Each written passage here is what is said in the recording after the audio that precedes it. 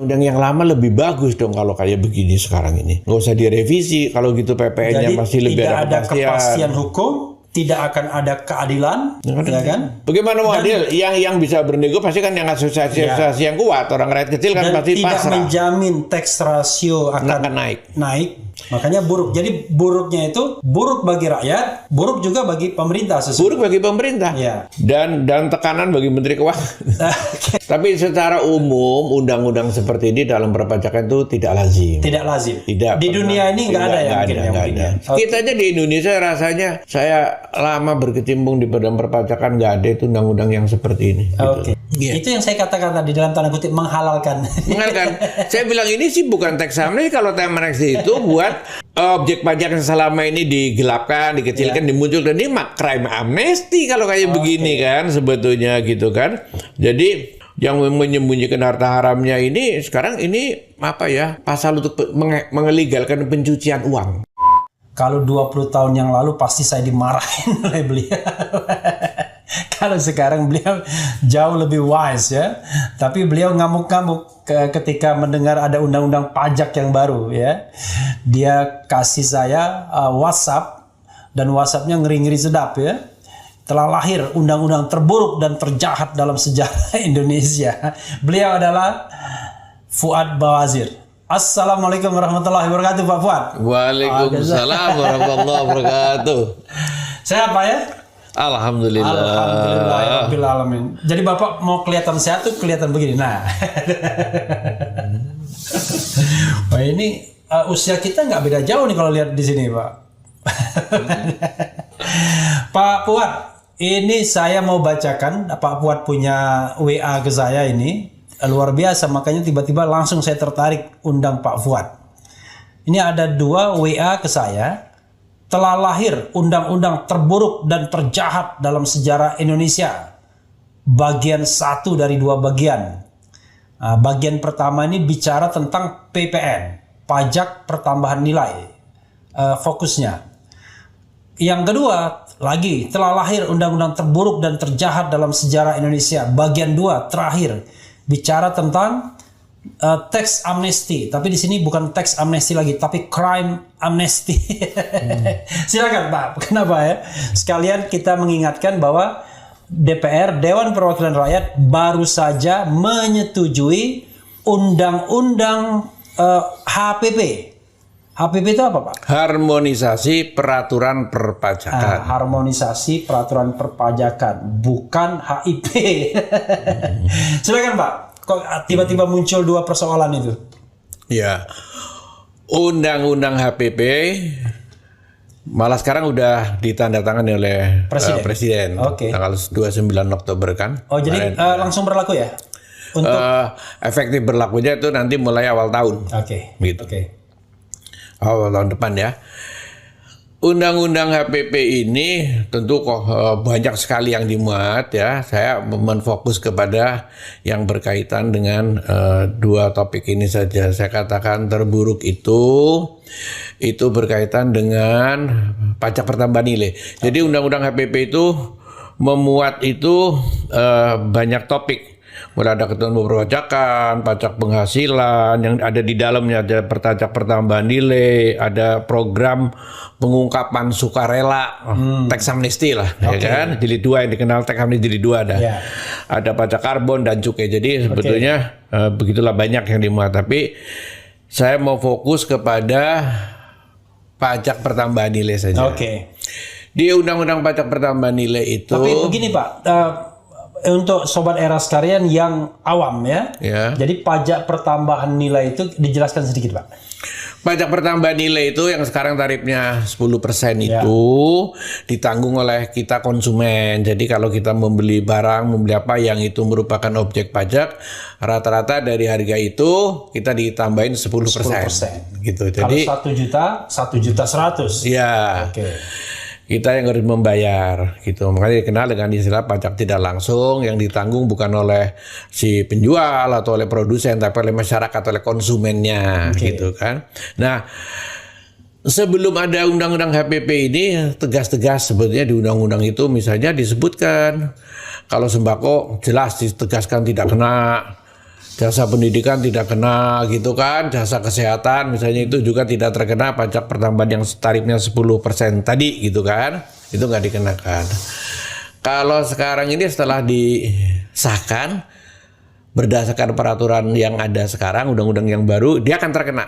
Oke. Terkecuali pemerintah kemudian memberikan pembebasan. Oh, berarti di pemerintah dong ininya. Oh, bukan ini aja untuk semuanya. Dan saya percaya nanti begitu ini berlaku, karena kalau di undang-undang lama kan tegas-tegas. Sembako itu kan banyak ya meliputi ya, beras, gabah segala macam itu, gula gitu, macam barang itu. Tegas-tegas nggak kena gitu. Pendidikan yang nggak kena gitu, kesehatan nggak kena. Kalau sekarang itu pasal yang mengatakan tidak kena itu dihilangin semua, semuanya itu terkena. Tetapi ada pasal lain yang bisa memberikan wewenang pemerintah. Nah, yang saya yakin nanti begitu undang-undang ini berlaku, yang pertama digunakan oleh pemerintah mesti ini dulu. Dia akan membebaskan sembako, jadi pemerintah kayak pahlawan. Padahal emang dari dulu juga sudah bebas gitu loh, ya kan? Ini jadi, triknya. Saya ulangi sedikit ya, sobat daerah sekalian ya. Dulu itu yang kena PPN itu ditentukan, begitu ya Pak Fuad ya? Yang kena dan yang tidak kena itu ditentukan. Ditentukan oleh undang-undang itu sendiri. Iya, jadi kan ada kepastian hukum, orang tahu. Hukum. Melalui undang-undang ini, yang kena dan tidak kena diserahkan ke pemerintah. Jadi pada dasarnya semua bisa dikenakan, tapi pemerintah bisa jadi pahlawan, membebaskan. Tapi juga bisa sebaliknya. Belangko kosong dong. Belangko kosong. Nah, makanya ada pasal 16B ini yang saya kritikin, pasal 16B. Pasal 16B ini memberikan kekuasaan kepada pemerintah.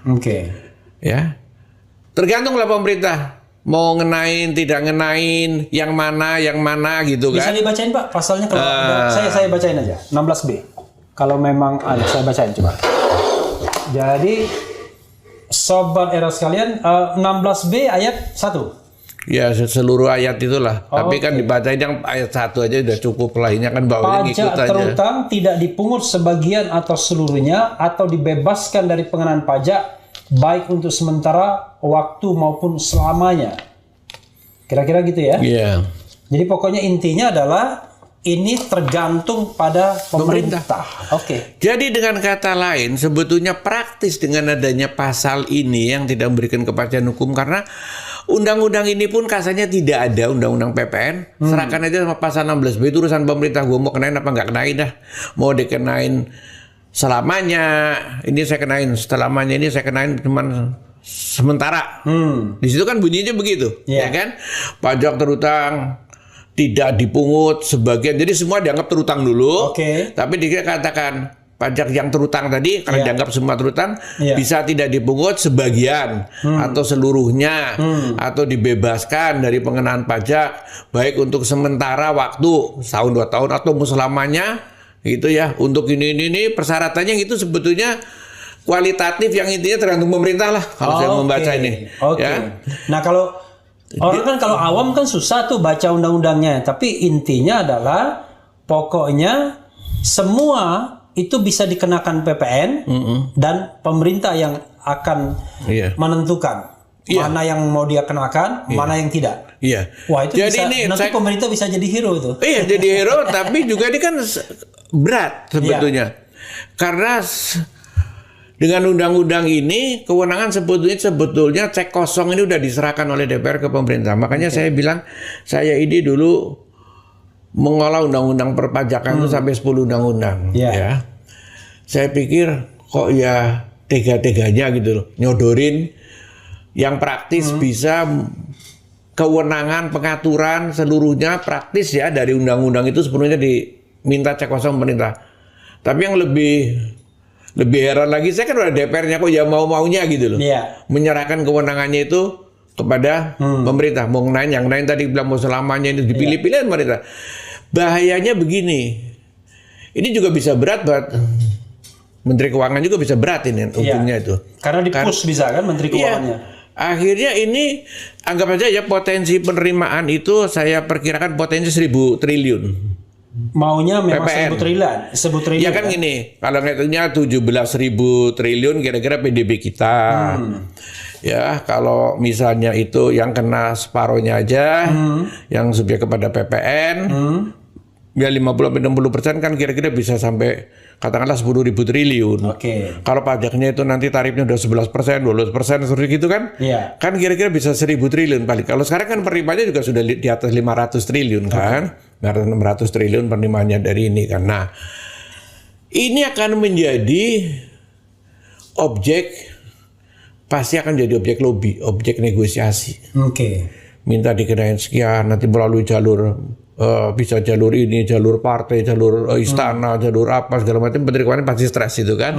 Di satu pihak dikejar-kejar target, tapi ini orang bisa akan bernegosiasi di sini. Apalagi ini bisa dikreditkan, nggak dikreditkan segala macam itu nanti urusannya panjang.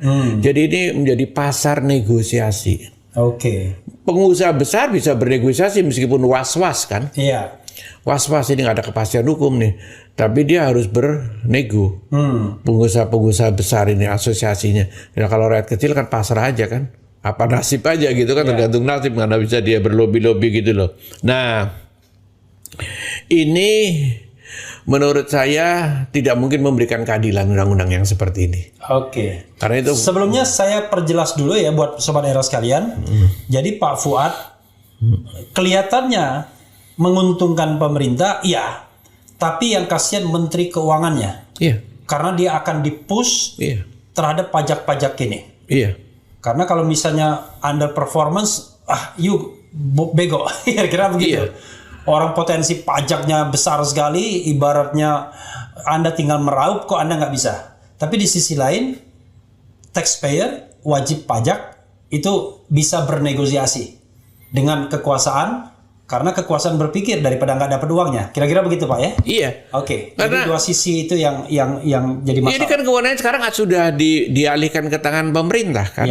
Jadi ini pemerintah pasti, ini Pak berhubung ini begini ini penting, buat ini negosiasinya pinter lah seperti kemarin otomotif kan, misalnya kan bisa bernego, dia kan bebasin dulu pajak sampai akhir tahun ini gitu kan. Itu kan mereka bernego. Nah ini tapi ini subjek negonya jadi ruangannya besar sekali. Dan tidak ada sanksi pidana ya? Nggak ada. Nggak ada itu kalau udah kayak begini kan. Karena ini kan soal perpajakan aja ini masih. Jadi dia akan bernegoria, orang-orang ini kuat asosiasi, tolong inilah kalau dikenainnya mungkin sekian setahun aja atau bisa juga nanti ada tarif khusus siapa, nanti sementara tidak dan sebagainya. Ini mesti nanti orang mau bisa melalui kekuatan jaringan DPR, jaringan parpol, jaringan asosiasi, lewat istana segala macam kan. Ini berat buat Menteri Keuangan, jujur ngomong saya bagin, pasti stres. Orang lain mungkin yang bisa berpanen, katakanlah gitu ya. Sepanjang Pak Fuad tahu, siapa taxpayer yang pernah membayar pajak terbesar? Angkanya saja, orangnya nggak perlu, atau perusahaannya, misalnya. Saya nggak tahu kalau sekarang, karena angka yang saya punya kan juga sudah tidak relevan lagi kan. Nggak apa-apa. Berapa tahun yang lalu, siapa? Berapa? Ya zaman itu sih memang... saya rasa udah beratus miliar juga ada sama negara. Dulu kan gini, saya agak lupa ya, tapi dulu gini. Dulu kita itu ngumumkan 10 pembayar pajak besar untuk badan, PT gitu, badan hukum maupun perorangan. Itu dulu ya, waktu 10, itu zaman, ya saya kan zaman Pak Harto ya. Itu dari 10 perusahaan itu 6 sampai 7 itu adalah BUMN. Nomor dari 1 sampai 7 1 sampai 6 atau 7 gitu ya. BUMN. Minimal 5 tapi minimal 6 7 itu BUMN. Jadi masih bagus. Nah, yang perorangan ini kemudian kan orang-orang yang dikenal bapak ini sebagai konglomerat, bapak kan jadi bingung, dia malu kan? Kalau mau pajaknya kecil. Jadi dia terpaksa membayar pajak gede lumayan Tapi mereka akhirnya setelah ganti rezim dengan berbagai macam alasan, mereka berhasil itu tidak dimunculkan lagi, tidak diumumin. Jadi mereka nggak usah ada beban harus ngumumin itu. Jadi gugatan kita di interview ini, tolong Menteri Keuangan kembalikan lagi pada tradisi mengumumkan taxpayer besar. Minimal 10 besar. Baik badan hukum maupun perorangan. Badan hukum dan perorangan, agar mereka yang dikenal kaya-kaya itu malu kalau pajaknya kecil. Kira-kira begitu. Kira-kira begitu. Silakan Pak Fuad, terus. Nah, Jadi ini nanti saya sudah bisa membaca dari sekarang akan ada pajak sudah mulai menjadi objek negosiasi, objek tekanan politik, ya. Dan akhirnya tidak akan menaikkan tax ratio sebagaimana yang ditargetkan. Kan targetnya salah satunya kan menaikkan tax ratio. Berapa tax ratio yang sehat berapa tuh, Pak Fuad? Jadi kita kalau tax ratio kita itu berharap kalau di average negeri-negeri yang sepadan kayak kita 15%-an. 15% dari PDB. Dari PDB ya. Okay. Sekarang kan kita cuma 7-8%, jauh betul. PDB kita berapa sekarang? PDB kita kan kira-kira 17.000 triliun rupiah. Nah, Oke, 15% dari udah itu, di atas 1 triliun US dollar kan, kalau didolarin gitu. Nah, ini dengan tujuan salah satunya kan katanya untuk keadilan. Satu, saya sudah bisa jawab, PPN tidak mungkin mencapai keadilan karena tidak memberikan kepastian hukum, tergantung kuat yang lebih mana bisa adil. Satu. Kedua, memang bisa dijadikan oleh pemerintah yang sudah biasanya memang dibebas-bebasin, memang dari dulu terakhir bebas sembako, nanti pemerintah sih bisa berlagak kayak ini hero, ini gua bebas-bebasin, padahal ya memang mestinya bebas harusnya kan. Tapi pemerintah kan juga bisa punya manuver apa, misalnya, oh yang ini kena tapi yang ini kena lah, itu nanti bisa bernego lagi. Tetapi selain keadilan tidak mungkin, tax ratio juga kemungkinan akan tidak tercapai untuk menaikkan tax ratio target ini. Sekarang berapa tax ratio kita? Sekarang ini kan cuma 8% paling. 8%. Ya kan? Yang idealnya 15%. 15% dari negeri kita. Kita banding dengan negara-negara lain tuh ada ukuran-ukurannya gitu. Kita itu rendah karenanya penerimaan pajak kita udah kecil, anggarannya besar, karena itu defisit besar, karena itu kan utangnya membengkak, kan ditutup ini tidak dari pajak, ditutup dari utang ya. Itu soal waktu aja dijebol, nanti bicara utang soal sendiri lah ya. Gitu. Ya. Jadi ini dua tidak akan tercapai karena tax ratio nggak tercapai, saya yakin keadilan nggak akan tercapai, tidak menyenangkan bagi investor karena tidak ada kepastian hukum, ya kan? Terus nanti ini mau berapa lama pemerintah mau bebaskin, mau ngenain lagi, nanti jangan-jangan dicabut karena nggak ada, ya kalau nggak pajak itu ada pasti di undang-undang gitu, sebanyak mungkin jadi diberikan kepastian.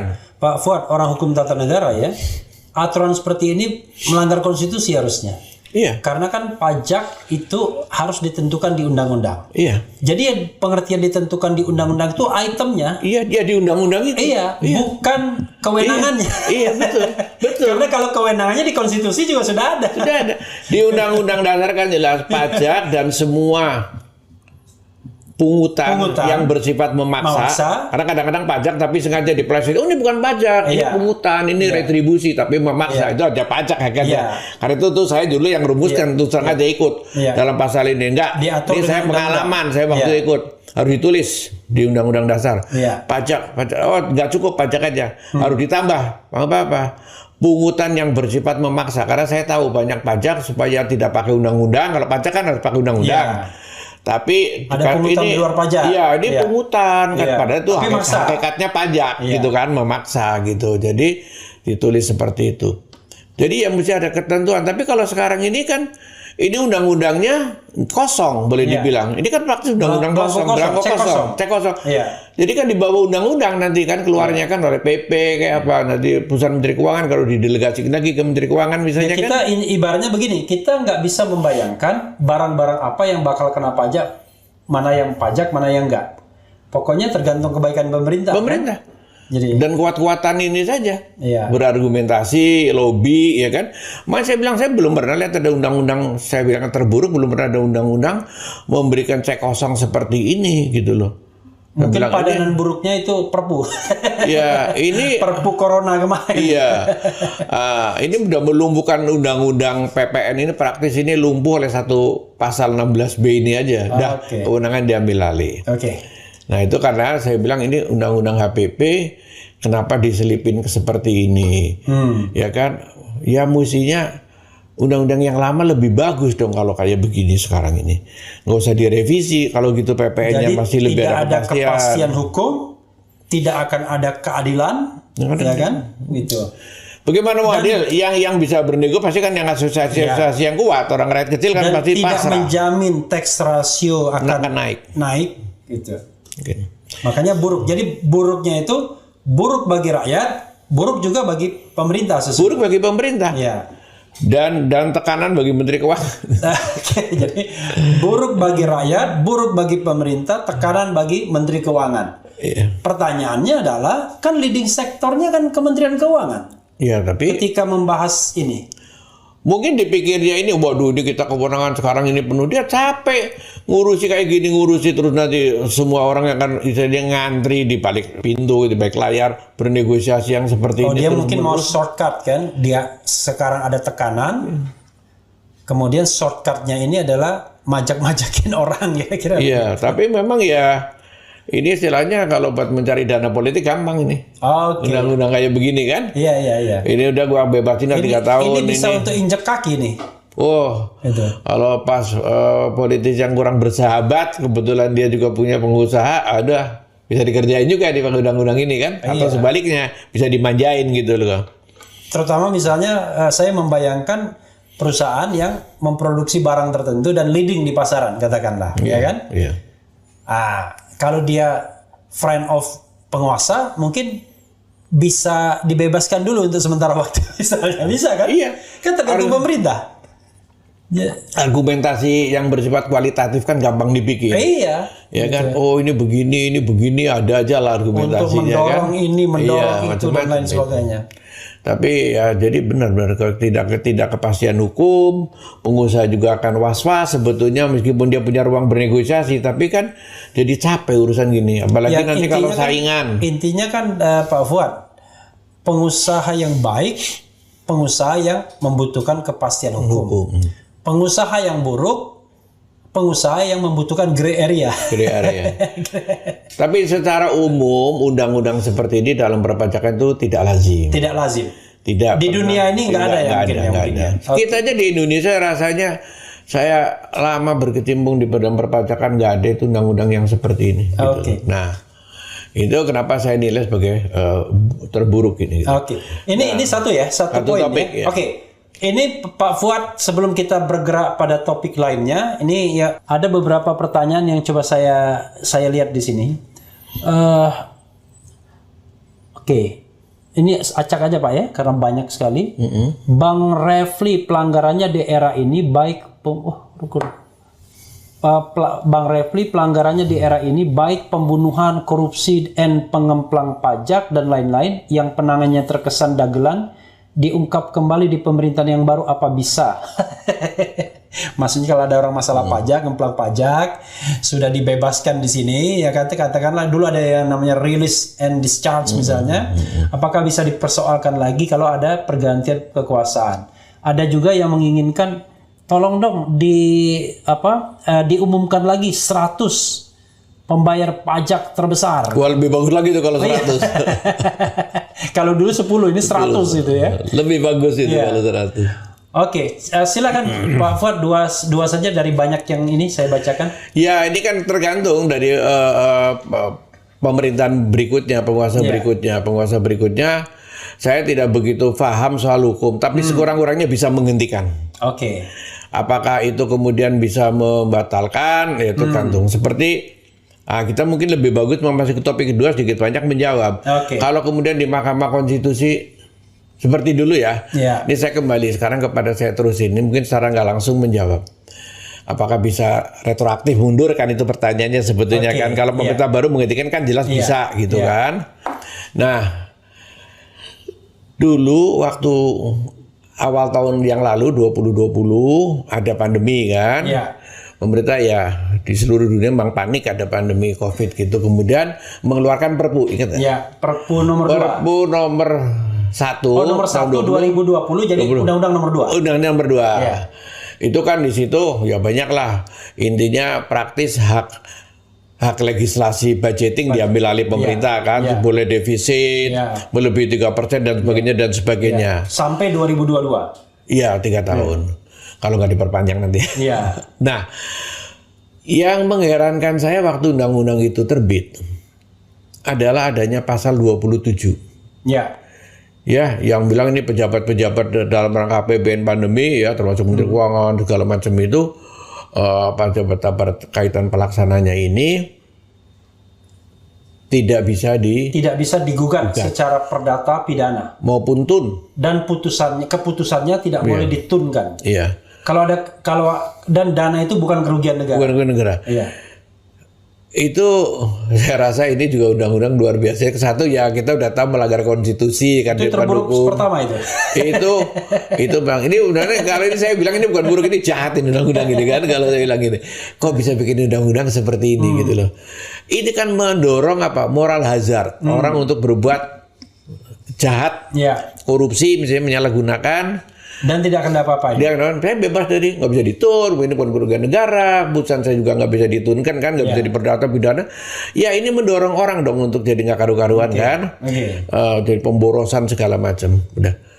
Waktu itu saya bikin exercise sendiri nih. Ini undang-undang gila dalam hati saya ini. Seperti ini kan, orang kalau meminta pembebasan gini pasti nggak beres nih.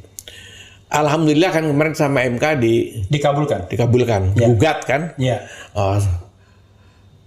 Dan yang gugat itu malah para aktivis-aktivis. Sebetulnya saya dalam yang menggugat banyak pihak. Dalam hati saya waktu itu loh ya, ada diskusi internal sendiri. Wah ini mengambil kewenangan para hakim, polisi, jaksa kan, ada perdata tun segala macam kan. Dan saya waktu itu malah sempat berharap. Jangan-jangan nanti ini persatuan hakim atau persatuan jaksa atau persatuan kepolisian mungkin keberatan ada undang-undang ini. Ya tapi memang mereka juga susah ya mau bersuara, namanya mereka bagian pemerintah. Tapi akhirnya ada gugat dan alhamdulillah ya bisa dibatalkan sampai ini. Cuman pada waktu itu saya udah baca. Ini kan hulu. Katakanlah. Ya kan bikin exercise ya. Ada undang-undang gini, para pejabat berani korupsi. Udah aman deh gue korupsi. Karena dapat udah besar nih. Rame-rame pada pesta. Aman kok kita misalnya gitu kan. Karena ini ada dorongan seperti itu. Tapi saya bilang mereka aman dari melakukan itu korupsinya misalnya. Tetapi bagaimana memunculkannya harta itu? Nanti memunculkan. Supaya bisa masuk ke banking system, bisa mau buat beli rumah, buat dirikan PT dan sebagainya kan. Dan nggak mungkin main cash terus. Iya kan nggak mungkin. Jadi saya bilang itu, ini undang-undang pasal 27 yang alhamdulillah sudah dibatalin beberapa waktu yang lalu, bulan lalu. Sebenarnya tidak dibatalkan, tepatnya diberikan interpretasi sepanjang dilakukan dengan niat baik dan tidak melanggar peraturan perundang-undangan. Iya kan harusnya pasal itu berarti nggak perlu ada gitu kan. Sudah kalau itu kan sama kembali ke yang normal dengan sendirinya kan. Kalau nggak ada pasal kayak begitu aja gitu kan. Sekarang juga nggak ada pasal gitu kalau niat baik ya mungkin kan kebijakan dianggapnya kan gitu. Tapi ini kan nggak seperti itu bunyinya. Saya berpikir waktu itu ini kalau ada undang-undang gini pasti akan ada berikutnya, follow up-nya. Istilah saya ini kan baru kejahatan hulu nih. Pasal hilirnya mana? Untuk mengamankan kalau nanti mau memunculkan kan? Jadi kalau bahasanya mengamankan, tapi dalam bahasa premannya menghalalkan dalam tanda kutip. Menghalalkan. Memunculkannya ini biar aman. Gimana? Ini baru lu dapatnya lu aman. Cara memunculkannya. Jujur ngomong aja. Saya waktu itu nebak, ini nanti jangan-jangan dimunculkannya perpu ini diperpanjang yang 3 tahun tadi. Saya pikir gitu. Karena waktu itu kan pandemi masih jelek, alhamdulillah kan sekarang udah terkendali di Indonesia ini, kita patut senang lah, bangga. Insya Allah, alhamdulillah. Jangan sampai muncul lagi tuh ngeri, kita semua juga takut gitu kan. Nah, tapi dugaan saya kan meleset, bukannya di perpu datang lebih cepat. Pasal hilirnya itu di mana? Ya di undang-undang ini lagi, HPP lagi. Karena itu sama dengan ceritanya undang-undang minerba yang tadinya mau diselundupkan di Omnibus Law soal perpanjangan konsesi, tapi lebih cepat ternyata di undang-undang minerbanya. Undang-undang minerba itu juga sudah ada sisipan pajaknya juga. Ya saya itu heran juga. Waktu itu misalnya ada batu bara itu adalah tadinya bukan barang kena pajak udah. Jadi kalau ini nggak bisa sekarang ya kan di Omnibus Law disisipin jadi barang kena pajak. Jadi dapat restitusi itu. Saya bilang berapa itu? 10, 20, 30 triliun. Kan dapat rezeki tambahan itu kan para pengusaha batu bara gila udah royaltinya hilangin. Saya lagi mikir naikin kan dari selama zaman dulu Pak Harto itu 11%. Kita kepengen naikin tapi 11% ini malah hilang, malah ya sudahlah. Ya udah nyusut. Undang-undang minerba itu parah. Udah parah. Nah, boleh diperkuat lagi itu, disipin juga kan. Negara versi saya makin kerong-kerong penerimaan negaranya gitu. Nah, sekarang kembali ke Undang-Undang HPP lagi. Di Undang-Undang Harmoni Peraturan Perpajakan ini kan ada ternyata dimunculkan pasal di hilir yang saya tadi nebak-nebak itu kapan mau muncul ini. Ternyata muncul betul. Yaitu melalui istilahnya si pengungkapan sukarela gitu ya. Tax amnesty. Program pengungkapan sukarela. Itu tax amnesty jilid 2 lah. Memang tax amnesty kan intinya orang mengungkapkan apa yang selama ini.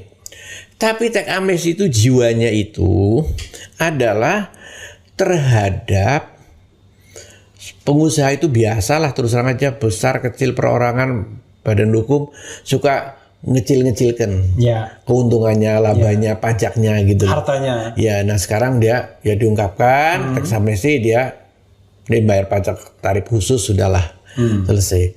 Tapi nggak dikaitkan dengan pidana, nggak dikaitkan dengan kriminal asalnya, gitu. Asalnya. Iya, tax amnesty itu ya begitu. Memang pakai pajak tujuannya itu.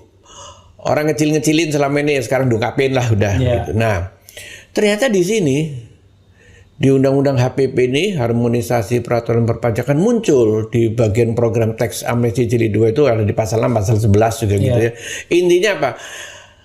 Yang Anda ungkapkan laporkan ya akan bayar ada tarif pajak ada 6% ada 8% itu gitulah. Itu tidak bisa untuk bahan penyelidikan, penyidikan maupun tuntutan pidana. Ya kan? Makanya ini saya bilang ini tax amnesty baru kemarin kok ada tax amnesty lagi kan baru tahun 16 kan nggak lazim gitu kan kok ada. Galinya cepat banget. Saya yakin ini keyakinan saya saya nggak nuduh saya bukan penyidik yakin ini gitu kalau bahasa hukumnya mungkin menduga kuat gitu kan. Patut diduga gitu kan.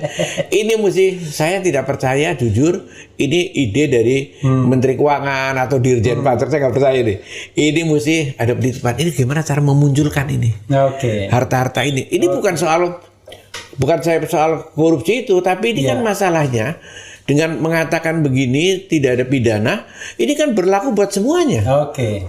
Mungkin dari apa? Kita dapat ubi gitu. Wah, luar biasa ini. Jadi sama daerah sekalian ya, kita makan mohon maaf. Ya kalau nanti saya ngomong, Pak Refli yang makan ubinya. Nanti gantian. Gitu. Silakan, Pak. Nah, ini ada tax amnesty 2. Orang bisa mengungkapkan harta, apapun juga yang akan diungkapkan, mau emas, mau uang, mau apa, terserah itu disebutkan kan. Bayar pajak tertentu.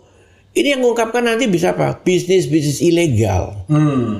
Jadi jangan selalu bayangin tuh orang yang tadi pejabat aja gitu Bukan hanya orang yang salah, bukan sengaja ngecil-ngecilin, tapi bisnis ilegal masuk di situ. Narkoba, ini kesempatan. Muncul yang perampokan, pemerasan, mungkin perjudian ataupun apalah semua kejahatan munculin aja di sini. Sudah nggak bisa dipidana, udah tegas-tegas mengatakan. Jadi kok lagi-lagi yang dipinjam undang-undang keuangan negara, undang-undang pajak yang dititipin gitu. Jadi gini, gimana itu? Pak Fuad, biar sobat era sekalian paham. Jadi dalam tax amnesty itu, sobat era sekalian. Orang itu bisa ngaya-ngayain diri, bukan memiskinkan. Kalau dia ke LKP laporan kekayaan laporan kekayaan penyelenggara negara itu biasa ngecilin. Tapi kalau tax amnesty dia besarin hartanya, lalu bisa dipotong berapa kecil persentasenya? 6% atau 8% tarifnya ada. Nanti dia aman. Untuk masukkan harta dia ke dalam banking system. Jujur ngomong aja kayak pengusaha narkoba, pengusaha perjudian dia bilang ini kan ilegal semua kan. Pak, saya kalau dilegalin ini bayar pajak tarif yang normal aja gua mau. Asal gua nggak dipidana. Kan begitu sebetulnya. Apalagi tarifnya murah 6-8% kan oke lah dia senang. Nah di sini katakan gini, data dan informasi. Ini ada di pasal 6, pasal 11 ya.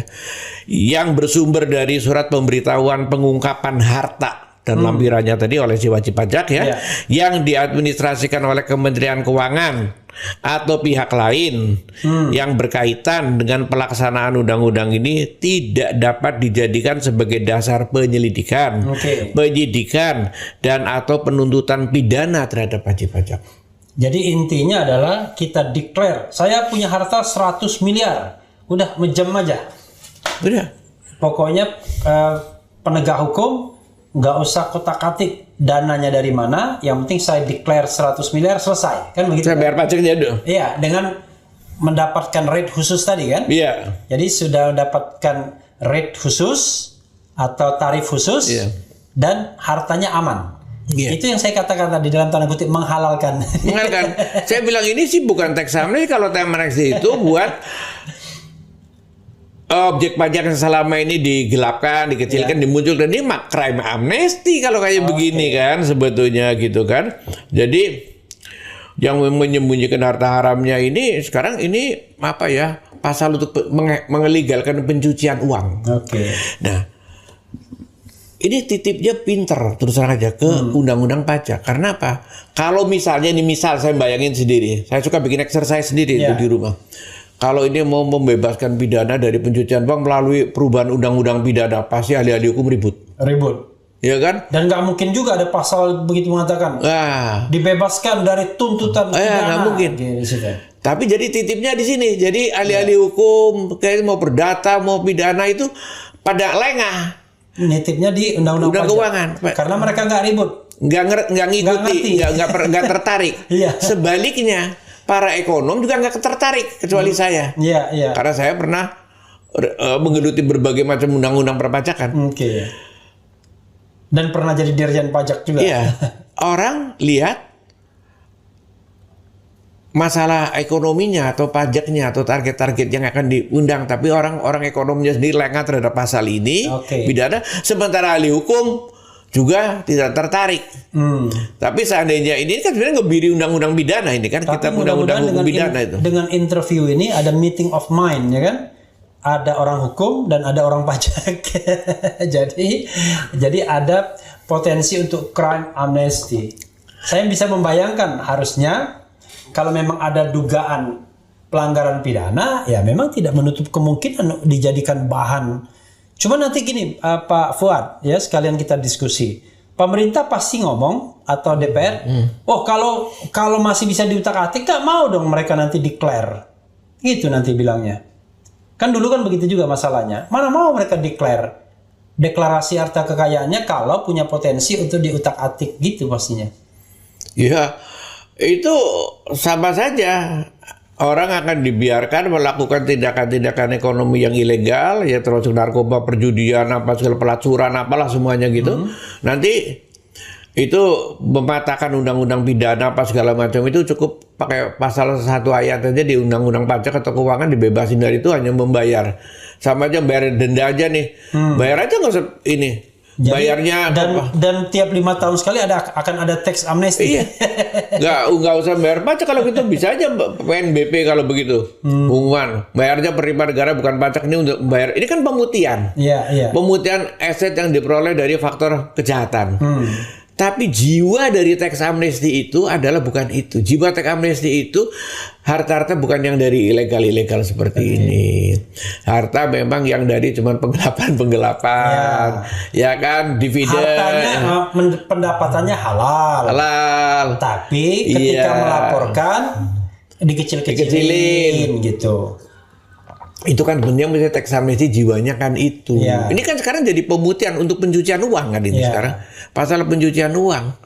Itu bahagia sekali itu kalau bisa masuk banking system. Makanya itu para ahli hukumnya itu lengah karena dititipinya di undang-undang sidik pajak. Orang-orang ini ekonomnya juga lengah karena orang ekonomnya lebih memperhatikan aspek ekonominya. Ini cerdas juga ini gitu. Penyusupannya ini.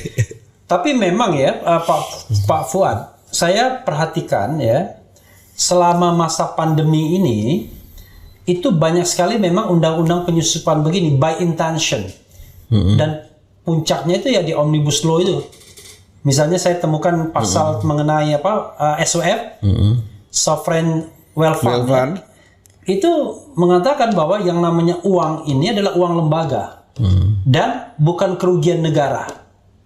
Bayangkan. Nah, sumbernya dari negara. Padahal sumbernya dari negara. Selalu banyak sekali kalau dicek banyak sekali kata-kata begitu, bukan kerugian negara dan lain sebagainya. Jadi berusaha keuangan negara tadi berusaha diswastakan, dinon-negarakan. Padahal kan definisi keuangan negara itu kan segala hak dan kewajiban negara yang bisa dinilai dengan uang. Itu kan luas sekali sesungguhnya. Iya. Gitu. Sekarang misalnya BUMN misalnya, giliran dia mau lepas dari keuangan negara, tapi di sisi lain kan kalau ada apa-apa dengan BUMN, pemerintah juga yang turun tangan.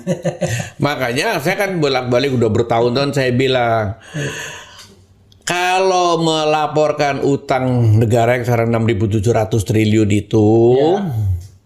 itu oke. Tapi yang utang BUMN itu walaupun tidak dicatat tapi dikasih catatan. Namanya itu istilah saya itu bahasa akuntansi ya. Contingent liability. Artinya ini bisa jadi beban pemerintah, bisa jadi utang pemerintah, bisa tidak. Artinya kalau BUMN-nya gagal kayak kemarin asuransi Jiwasraya.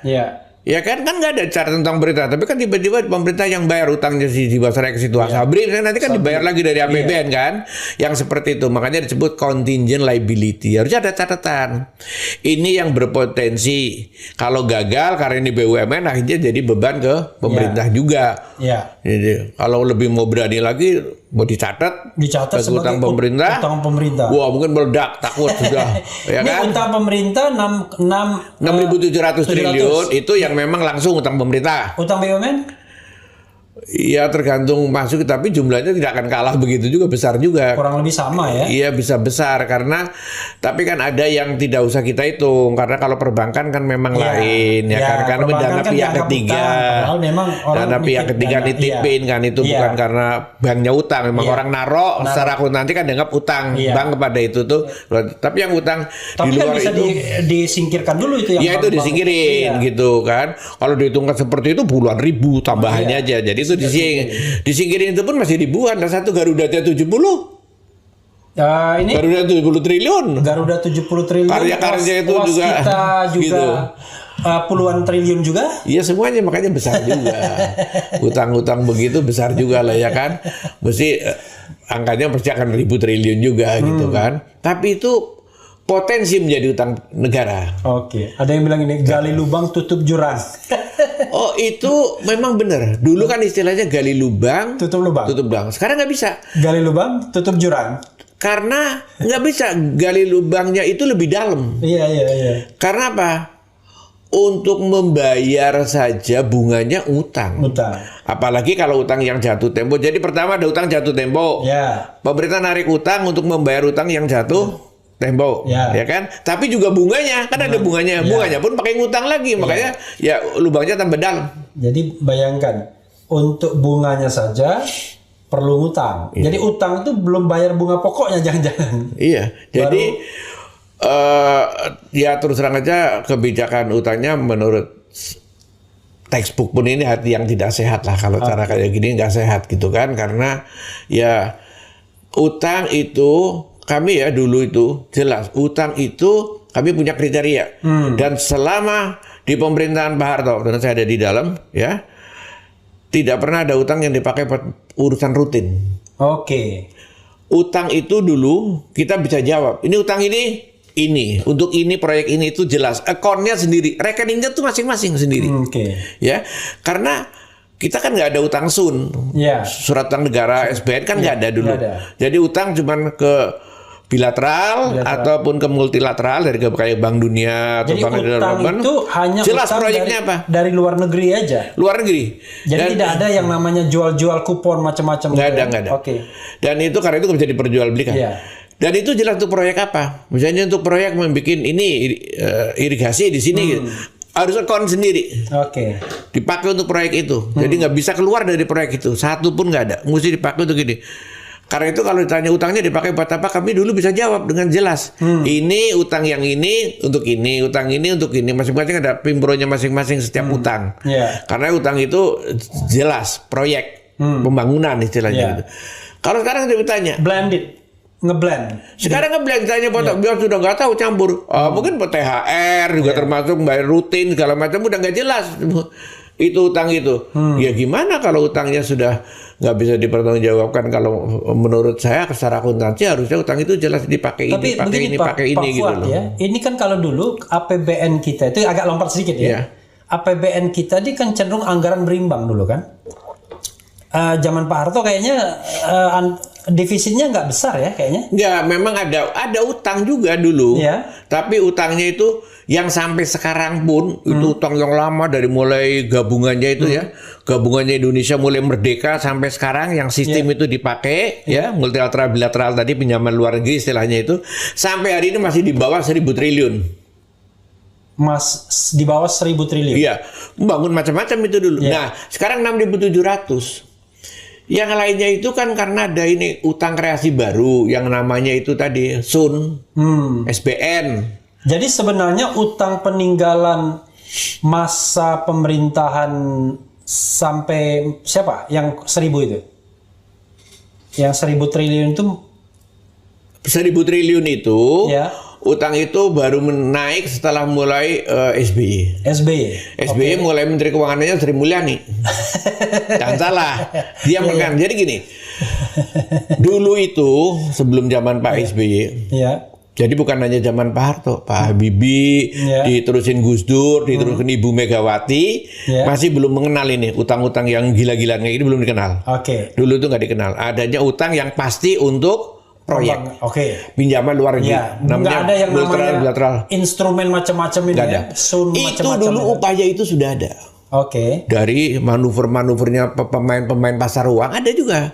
Pak, kita bikin aja Indonesia ini surat utang negara, ngikutin Amerika kayak bikin treasury ini. Kita itu waktu itu para senior ya, kita punya berpegang teguh nggak. Kita jangan main di situ, nggak siap. Nanti kita tiba-tiba keseret utang, buat macam-macam. Nanti kita uangnya merasa gampang cari utangan, tahu-tahu kita kejebak. Kita udah kasih contoh, banyak negeri ambil Latin macam-macam. Janganlah, kita kayak gini aja utangnya buat proyek. Ini pun mau kita berhentikan pelan-pelan, mau kita stop, jangan gitu. Jadi kita nggak pernah mau main di situ. Lobby-lobby itu ada. Jadi sampai Megawati tidak mau. Begitu Pak SBY masih Menteri Keuangan yang pertama juga masih tetap teguh nggak mau. Karena orang Menteri Keuangannya sebelum itu kan almarhum Yusuf Anwar itu orang angkatan saya juga, orang lama-lama Yusuf Anwar. Itu masih belum mau. Ngerti dia. Nggak ada lobby-lobby dari ya macam-macam lah, mungkin semacam ya berdasarkan pemain-pemain pasar uang kayak Marilyn Golden apa segala macam, Golden Sachs segala macam lah ya. Itu bujuk-bujuk. Kan banyak berhasil di banyak negeri. Negeri ini terpuruk karena utang kan udah pada. Enggak. Nah, begitu Menteri Keuangan Sri Mulyani mulai memperkenalkan surat utang negara. Tahun berapa itu mulainya, Pak? Surat utang negara ya? 2006 kalau saya nggak salah. 2006 ya? Iya. Karena kan Yusuf Anwar itu kira-kira 1 tahunan ya, terus digantikan sama Ibu Sri Mulyani, mulai beliau memperkenalkan ini surat. Kan dapat uang gampang. Ya gampang karena borrowing capacity dari Indonesia itu kan masih besar, belum pernah dipakai kan oleh pemerintahan Pak Harto dan sebelumnya oleh pemerintahan Bu Mega, Bu Gus Dur, semua nggak pakai Habibie, segala nggak pakai itu. Masih perawan nih borrowing capacity. Ya gampang dibikinkan ini. Nah begitu uang masuk kayak jualin utang untuk gampang itu kan mulai terus. Ya artinya mulai dipakai buat yang nggak jelas gitu loh. Masyarakat Indonesia punya instrumen selain dia taruh deposito atau taruh di bank uangnya yang secara konvensional, dia bisa beli surat utang negara kan? Itu justru yang dari dulu kita hindari, namanya kita menghindari crowding out. Artinya apa? Jangan pemerintah ikut berburu dengan uang yang ada di dalam negeri. Nanti mesti pemerintah menang. Sekarang aja jujur ngomong aja. Banyak bank-bank ya, asal Anda tahu aja. Sekarang lebih daripada ngasih kredit, makanya pertumbuhan kredit kan rendah betul kan? Dulu kita punya pertumbuhan kredit 17-20% supaya ekonomi juga bergerak, makanya bagus. Sekarang ini orang-orang bank ngasih kredit juga nggak aman, beliin aja surat utang negara. Surat utang main negara. Golf aja saya kipas aja itu duit masuk. Tapi akibatnya bank tidak nyalurin kreditnya jadi lebih kecil, pertumbuhannya seret. Karena beli surat utang aman, ekonomi realnya nggak tumbuh jadi. Nggak tumbuh. Itu yang dulu kita bilang jangan, karena itu namanya crowding out, karena itu kita hindari terus. Sekarang ya orang-orang itu seperti ini, berebut dana yang ada itu antara pemerintah dengan swasta, kasihan kan? Harusnya kan jangan seperti itu. Ini crowding out juga dilanggar prinsip itu. Pokoknya ya kalau menurut saya sih, mohon maaf ini, sok pinter, akibatnya nggak jelas, yang dibangun asal-asalan karena merasa gampang cari duit, ya kan, sebagian dipakai buat rutin, tidak sehat kalau menurut pandangan saya, itu tidak sehat. Cuman kan bebannya nanti di pemerintah yang akan datang. Pemerintah yang berikutnya ya. Berikutnya. Nah, jadi kembali lagi juga ke sini itu. Pasal ini, saya pasal 6, pasal 11 di Undang-Undang Teks Amnesti Jilid 2 ini yang memberikan mengebiri istilahnya undang-undang kitab undang-undang hukum pidana apa istilahnya itu saya kurang paham lah ya. KUHP melalui undang-undang ini. Saya kira nasibnya akan sama kayak pasal 27 tempo hari yang di Perpu. Pasti akan ada yang membawanya ke MK. Ya. Nah, MK mestinya kan konsekuen harusnya. Kalau hulunya ini, apalagi ini hilir yang lebih gawat lagi nih kan, yang bisa ditumpangin. Kalau di sana kan masih hanya para pejabat yang diberikan perlindungan hukum. Kalau ini kan pasal buat pencucian uang ini, ya kan? Nanti juga luar negeri pelan cepat atau lambat luar negeri akan wah, di Indonesia tadi akan menjadi sumber. Cuma kalau putusan pencucian uang, misalnya let's say MK mengabulkan, tapi putusannya 1,5 tahun lagi misalnya, sudah banyak tuh yang pencucian uang yang dilegalkan.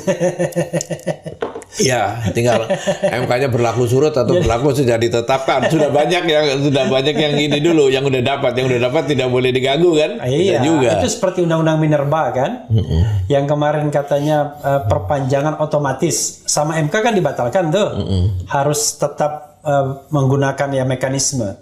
Tapi kan sudah ada yang perpanjangan tuh, yang punya pejabat. Jadi sudah punya perpanjangan baru putusan MK keluar. Allahu a'lam pokoknya. Ya, tapi itu tidak gini, undang-undang apalagi ya, terus terang aja ketika para pembuat kebijakan itu juga melakukan bisnis, itu pasti akan konflik. Ya, itu namanya wasit merangkap pemain. Iya. Jadi akibatnya itulah sering disindir kan, kalau dipasarkan sering disindir apa? Ini a corruption friendly government, kalau gitu bukan business friendly nih sih, kata ini corruption friendly katanya kan. Melindungi, ya ada yang bilang malah crime friendly katanya kan. Tapi Pak Fuad nih, ini ada yang bilang nih ya, dari Antonius Nano Suparno, 378, podcast sakit hati karena tidak dapat jabatan. Kalau Bang Fuad apa sih prestasinya? Itu atasnya, tapi bawahnya Zulfidiansa Umri, menterinya Jokowi buat perusahaan cangkang untuk menghindari pajak. Dasar preman. Ini ada dua lagi, silakan. Ya kalau soal prestasi masa saya berkembang diri. Tapi paling catat, nggak ada dirjen pajak yang menyelesaikan undang-undang perpajakan lebih banyak dari saya. Berapa undang-undang, Pak? Saya 10 undang-undang. 10 undang-undang. Saya garap. Saya kira itu nggak ada. Jadi dalam rentang waktu 5 tahun. 5 tahun. Jadi itu saya nggak usah begitulah. Itu kan orang-orang yang cuma politisi asal sembarangan aja, asal dan biasanya anak-anak. Jadi nggak usah dijawab lah. Itu kan. Yang biasanya mentalnya anak-anak. Jadi keluar dari topik itu kan. Nggak usah lah itu. Nggak usah dilayani sampai nanti ada pemahamannya sendiri gitu. Ini kan kita bicara ke subjeknya apa yang sedang kita bahas gitu kan. Jadi kita bicara mengenai sesuatu yang objektif ya kan. Iya, jadi misalnya sakit hati.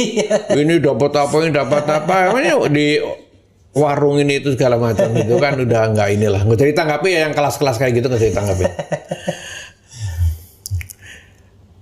Kita membahas ini, saya kira nanti ini ujungnya, saya yakin di MK ini saya tebak. Malah dulu saya agak pesimis itu. MK akan mengabulkan itu pasal 27 yang dulu, yang memberikan kekebalan hukum itu. Kalau sekarang harusnya saya lebih lebih optimis ya. Karena kejahatan yang mau dilindungi. Ini orang udah semuanya ini pencucian uang, pemutihan, nanti dana udah dilaporin bayar pajak kayak bayar denda aja, berarti menjadi sah, resmi, ya kan bisa masuk ke banking system segala macam itu gitu loh. Menurut saya ini embel-embelnya ini loh, yang menurut saya itu tax amnesty kapan kalau menurut undang-undang ini akan dimulai? Januari ya. Begitu undang-undang 6 bulan kalau salah, singkat saya 6 bulan, dikasih waktu 6 bulan. Oke, jadi sampai 30 Juni. Begitu undang-undang ini berlaku, maka disitulah tax amnesty akan dimulai. Tapi tentu dengan nanti Kementerian Keuangan atau Ditjen Pajak membuat mekanisme macam-macam. Oh iya, tapi udah cukup detail sih diatur di sini. Artinya simpel aja melaporkan dengan lembarannya ini itu diungkapkan. Prosedurnya saya berapa persen pajaknya? Tergantung dia kan ya, kalau diberikan yang paling murah 6%, kalau dia dibelikan dulu termurah 2,5%. Iya, kan terus naik dikit-dikit ya. Sekarang 6%. Ini yang paling murah paling murah 6% itu apabila dibelikan surat utang negara. Oke. Ada kelihatan negara ini juga lagi haus ya pendanaan mencari utang kan. Jadi kalau kita misalnya utang negara gitu. Katakanlah tidak melaporkan uang 100 miliar dan kita pengen cuma kenanya 6%. 100 miliar itu dibelikan surat utang negara. Iya. Baru kenanya cuma 6%. Iya. Tapi kalau kita tetap kuasai uang itu, kenanya lebih besar dari itu. Iya, ada gitu, ada yang 8% kalau gitu kan.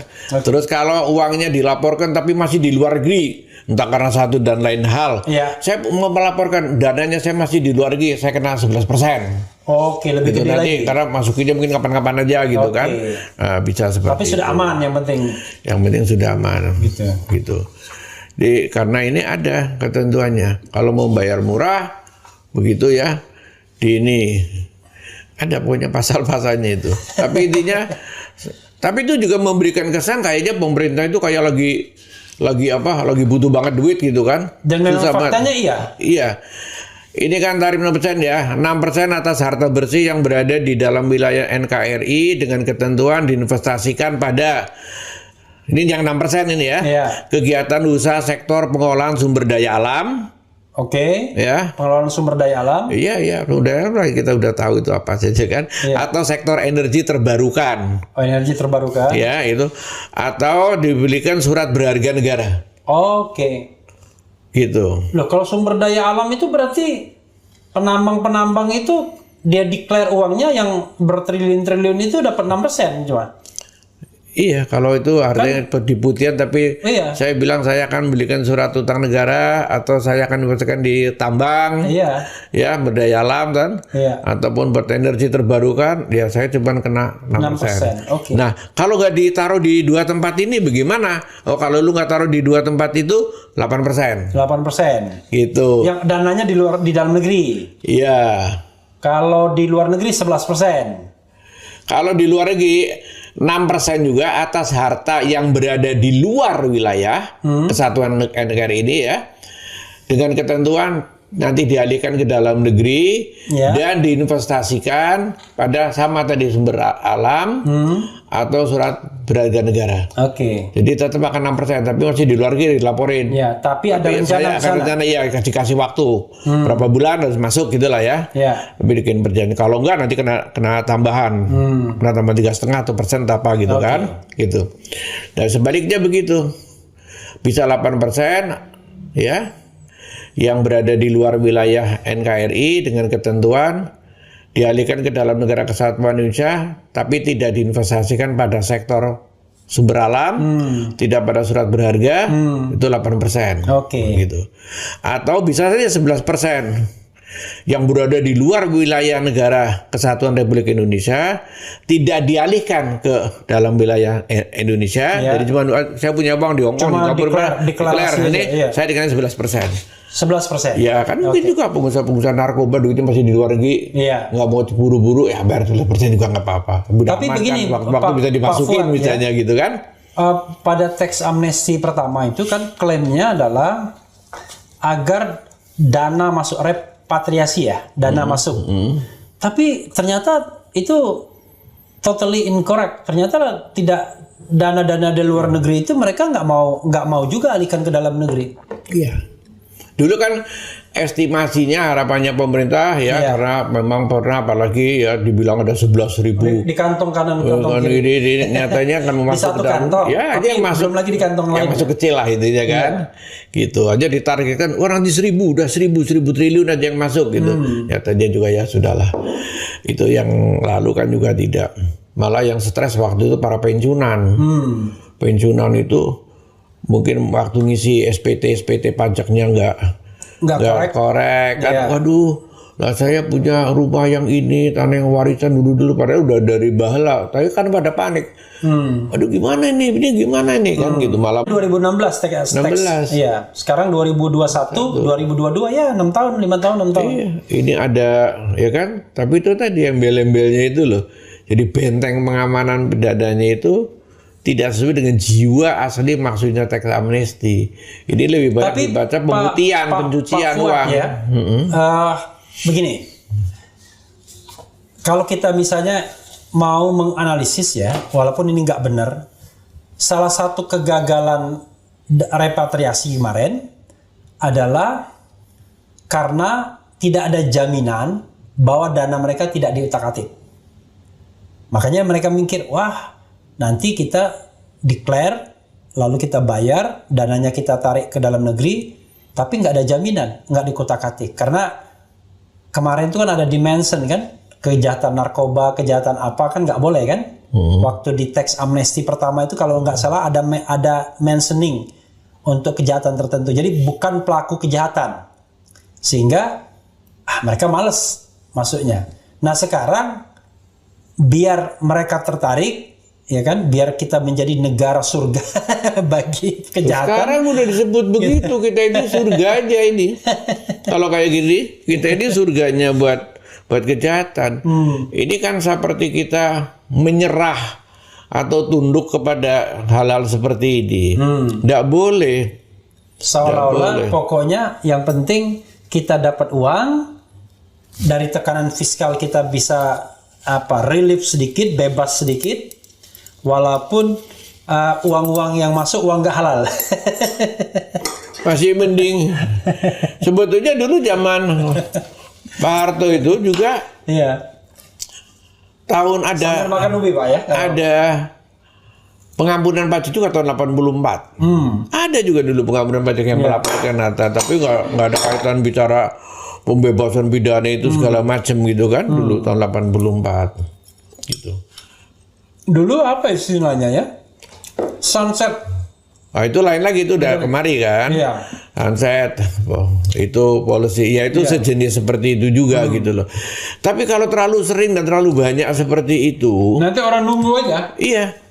Ini masa selama Orde Baru itu kan sebetulnya ya yang pengampunan cuma 1 kali 30 tahun itu kan juga karena dari pembawaan pemerintahan lalu kerasannya ini Orde Baru juga sudah lama 84 yang dikasih untuk ini, dan itu ada alasannya yang jelas, bukan pengampunan begitu saja.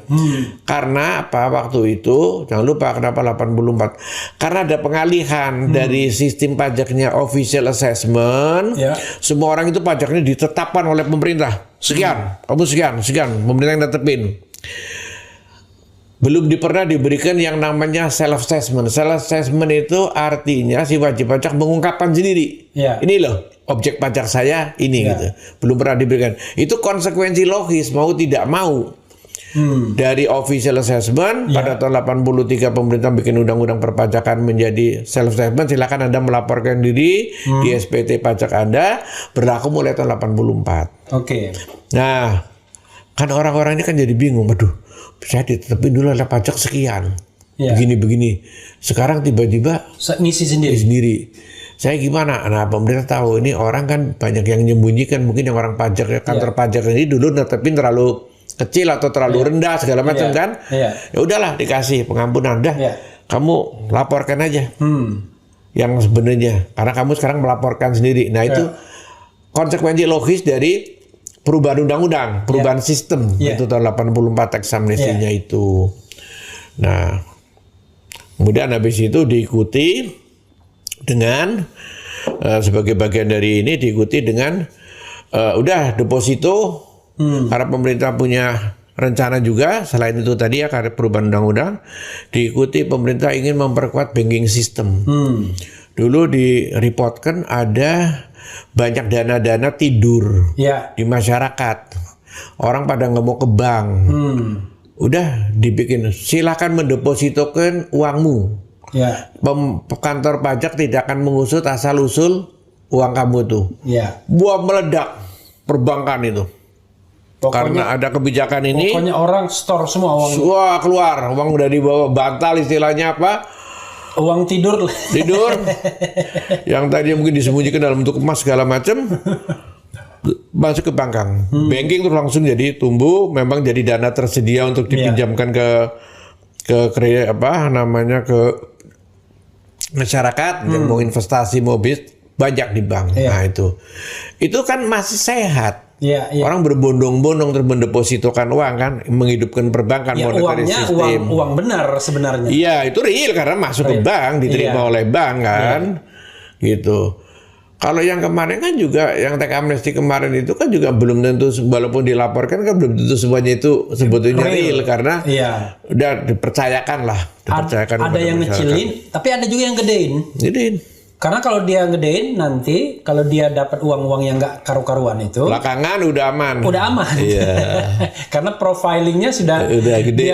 Udah dia storekan kan. Oke, saya udah punya uang 100 miliar misalnya. Lalu saya kena pajak cuma 2,5% kan kemarin itu.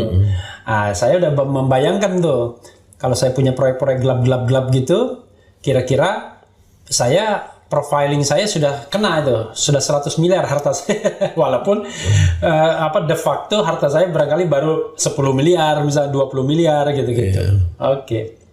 Jadi memang Pak Fuad, kita bicara tentang yang orang nggak paham, masyarakat awam, financial engineering ya, semacam rekayasa keuangan seperti ini ya. Iya betul. Tapi begini, yang bisa merekayasa gitu kan juga siapa? Pajak-pajak besar, pengusaha besar kan. Rakyat kecil mah udah dipotong aja pajaknya, udah nggak ada ruangannya dia buat manuver ini itu. Dan sekali hitung udah tahu. Manuvernya nggak ada ya. Oke, ini bagian-bagian akhir ya. Sebelum saya membacakan satu dua yang relevan, barangkali skenarionya Pak Fuad yang terbaik ya. Maksudnya gini, kita nggak bicara tentang pembatalan aturan ini oleh MK, itu akan jalan dengan sendirinya. Tapi kita bicara mengenai skenario sistem perpajakan yang harusnya baik atau terbaik. Tentu disesuaikan dengan sikon sekarang. Mungkin kalau memang ada 1 poin, 2 poin, 3 poin, 4 poin, 5 poin, terserah. Silakan saja Pak Fuad. Kalau saya itu dari dulu melihat masih sama. Satu, ya pajak berikan kepastian sebanyak mungkin, termasuk pajak final itu. Itu sebenarnya memberikan kepastian juga pada masyarakat, supaya lebih pastilah untuk perencanaan maupun untuk masyarakat. Misalnya gini, kan banyak pajak final. Dan dulu saya itu sampai dijuluki Dirjen Pajak Final pada sinis, tapi sekarang ambil dipakai terus ya kan, sekarang malah diperluas. Karena saya ngeliat gini, masyarakat ini juga kalau diperiksa pajak kan nggak suka. Dobok-dobok juga nggak suka. Seperti terus, kriminal jadi. Nggak tenang. Terus petugas pajak juga nanti terlalu banyak gitu loh. Jadi terlalu banyak juga nanti itu bisa ada ruangan macam-macam. Saya bilang udahlah berikan kepastian aja. Jadi kita petugas pajak nggak usah banyak-banyak, nggak usah diperbesar banyak kantornya, jadi jangan mahal. Sekian pajak Anda selesai. Contohnya saya lakukan begini dulu zaman saya itu ya. Udah transaksi di bursa efek. Kan orang itu main di bursa efek itu kan jam demi jam muter-muter ganti baju terus. Pertama pura-pura perusahaan Singapura pada punya orang Indonesia. Orang Hongkong pura-puranya perusahaan Hongkong, dia bikin perusahaan besar kan gampang ya. Pura-pura Hongkong, pokoknya belum 6 bulan bubar kan nggak kena pajak misalnya gitu kan. Dulu karena gitu ada ketentuan lah ya, peraturan perpajakan gitu. Atau ganti-ganti ngilang-ngilang. Kita nggak bisa majekin juga, tapi transaksi di situ gede. Udahlah, saya bilang ngapain? Saya bilang gini aja lah, kita finalin aja. Semua transaksi 1 per mil tiap transaksi. Ya kan? Udah saya kenain. Sampai sekarang masih berlaku. Oke, sampai jadi kalau masih berlaku. Masih berlaku. Jadi kalau ada berapa? Hari ini transaksi 1 triliun per hari, pemerintah dapat 10 triliun, 10 miliar gitu aja itu per mil. Tapi kan itu jalan dan itu pemerintah nggak usah kerja. Yang kerja ya Bursa Efek, Bursa Efek Jakarta zaman dulu, sekarang Bursa Efek Indonesia. Otomatis itu sistemnya, otomatis daftar pemerintah ongkang-ongkang aja, diem aja, cuma baca aja hari ini, baca di Running Tech TV, di mana udah otomatis lah pokoknya. Baca, itu kan otomatis. Orang yang berdagang di pasar modal juga buktinya rame, tenang, tapi pemerintah pasti. Nah, kita juga pemerintah bisa ngitung, dan itu ternyata cara ini itu memberikan pendapatan ke negara lebih bagus daripada yang sok-sok menghitung-hitung pararan orang juga kita nggak ada tenaganya. Banyak-banyakin pegawai repot, yang ada nanti pada main. Nah, dulu kita main seperti itu banyak. Kayak Anda itu punya rekening kan, kita semua rakyat Indonesia ini punya uang di bank. Deposito, tabungan, apapun juga kan, kan dipotong itu pajaknya. Bunganya, ya kan? Nah, kan udah, tapi kan tenang. Kalau enggak nanti betul-betul datang, you punya deposito, warna dihitung-hitung segala ruwet, udah dipotong. Yang potong siapa? Bank. Yang nyetorkan ke negara bank, pajak cuma terima laporannya doang. Jadi kita nggak perlu self assessment lagi. Nggak perlu, dan itu si masyarakat juga yang dipotong juga nggak ada yang ribut. Padahal itu dipotong loh, kita dapat bunga dipotong 20% loh sama bank pajak itu kan. Dan kita merasa uangnya nambah aja pokoknya. Udah. Pemerintah nggak kerja gitu loh. Nah, itu tentu banyak yang contoh-contoh seperti itu. Palingnya yang dulu saya perkenalkan, saya terapkan dulu ya. Pompa bensin segala, saya bilang, udahlah, pompa bensin dikenain aja, belinya juga tertentu, jualnya tertentu kok. Cuman alatnya kita udah tahu listrik apa bisa dihitung dah. Saben nebus ke Pertamina dulu bayar pajaknya. Pak, kan kita belum jual. Iya belum jual. Tapi kan paling 1-2 hari lu habis. Bensin kan, tapi semua bayar yang sama, karena waktu itu kalau nggak saya finalkan, pompa bensin yang itu bayar pajak gede, yang satu bisa nggak bayar pajak. Pastikan semua gitu. Nah, itu cara-cara yang ini banyak yang bisa disimpelkan, ongkos pemungutannya murah, memberikan kepastian bagi masyarakat wajib pajaknya. Ya, saya bilang sampai saya suka candain orang pajak, udah lu nggak usah kerja terlalu berat, kerja pakai otak yang smart. Yang penting gini, sebelum kita finalkan, saya bikin kriteria. 1, ongkos pemungutannya murah. Kedua, penerimanya akan lebih besar. Ketiga, acceptability di masyarakat itu oke, masyarakat malah senang. Oh Pak, enak Pak, kayak begini aja udah kita pasti gitu kan. Untuk menghitung saya panggil yang ada asosiasi. Misalnya dulu kalau SPBU saya undang Warna Migas. Oh iya Pak, gitu aja deh Pak. Terus saya diam-diam di belakang, ini tuh wajib pajak pompa bensin SPBU se-Indonesia, saya main dengan angka. Jujur ngomong aja, saya semuanya pakai angka. Terus yang sekarang itu angkanya suka nggak keluar, pakai feeling aja, politika retorika nggak bisa. Saya tanya, dari sini pajaknya berapa? Bisa jadi bilang 100. Nah, kalau kita kenain secara final, bayarnya pasti berapa sekarang? Wah, pas 150. Mesti saya syaratnya naik. Tapi si wajib pajaknya mereka senang. Aduh tenang, sekarang nggak dia datengin orang pajak diobok-obokan gitu. Pasti saya gitu. Tapi kan. Terhadap pajak penghasilan gimana Pak? Kan kadang-kadang. Jadi kan pajak penghasilan dari yang saya contoh-contoh ini kebetulan tadi tadi itu pajak kan penghasilan. Berarti untuk tahunannya nggak ada lagi. Yang udah difinalkan ya udah. Sudah. Yang udah final kan. Ya udah. Nah, karena hal-hal yang sulit seperti itu, makanya dulu saya bilang udahlah. Orang bangun sampai saya bilang rumah itu, udahlah jual beli rumah itu kan mulai saya memperkenalkan. Udahlah bayarlah dulu 5%, sekarang 2,5% kalau kita jual rumah kan. Udahlah, daripada nanti kita nggak tahu, kita juga nggak bisa memonitor, akhirnya kita kelupaan atau kita nawin 5 tahun kemudian, 3 tahun kemudian. Ditanya orangnya duitnya udah habis, orangnya udah meninggal atau udah pindah. Udah waktu transaksi kan lagi seneng, lagi punya duit. Dua-duanya orang beli biasanya semangat, lagi seneng, orang yang jual juga lagi seneng. Pajaknya di situ selesai. Terus saya hitung, naik nggak? Hitungnya dapur kita kan ada. Naik Pak, ini kita bisa naik sekian persen Pak, 20% Pak. Tapi masyarakat senang gitu kan. Nah, yang simpel, kantor pajak dia tuh nggak usah terlalu banyak nambah pegawai besar-besaran, ya. Bikin masyarakat itu resah. Karena apa? Kenapa kita bikin final-final sebanyak mungkin yang pasti, asal itu diterima oleh masyarakat luas, mereka bisa mengkalkulasi sebelumnya kan. 1, masyarakat kita kan kalau bisa menghindari pajak, semua pada nakal menghindari pajak. Iya. Petugasnya juga kan juga begitu, ada peluang juga bisa main kan. Iya. Daripada kayak begini, udahlah. Yang ada peluang final, otomatis saja sistemnya yang jalan. Orang petugasnya kadang-kadang jadi konsultan pajak sekaligus. Kalau sistemnya itu dibikin tetap sebanyak mungkin, gitu ya, itu sebetulnya lebih kecil. Tapi gimana kalau misalnya potensi 2 kali kena pajak itu? Kan misalnya kadang-kadang kita jasa ya, konsultan misalnya. Begitu kita terima fee, kan udah kena pajak tuh, ya kan? Iya. Lalu itu kan menjadi bagian dari pendapatan kita. Iya. Nanti dikalkulasi lagi, kena lagi dia. Iya bisa kena lagi karena kemudian tadi kumpul semuanya itu penghasilan dari berbagai macam sumber. Iya. Itu kemudian mungkin kita bracketnya kan bisa naik. Iya. Nah, jadi ada tambahan kekurangan. Kecuali kalau tadi yang pungutan tadi itu final, itu udah dikeluarkan, nggak dihitung lagi. Makanya saya misalnya dulu gini, udahlah semua kontraktor pemerintah rekanan itu potong aja 2% pajaknya, saya finalin. Kita nggak usah repot ngurusin mereka, saya bilang gitu.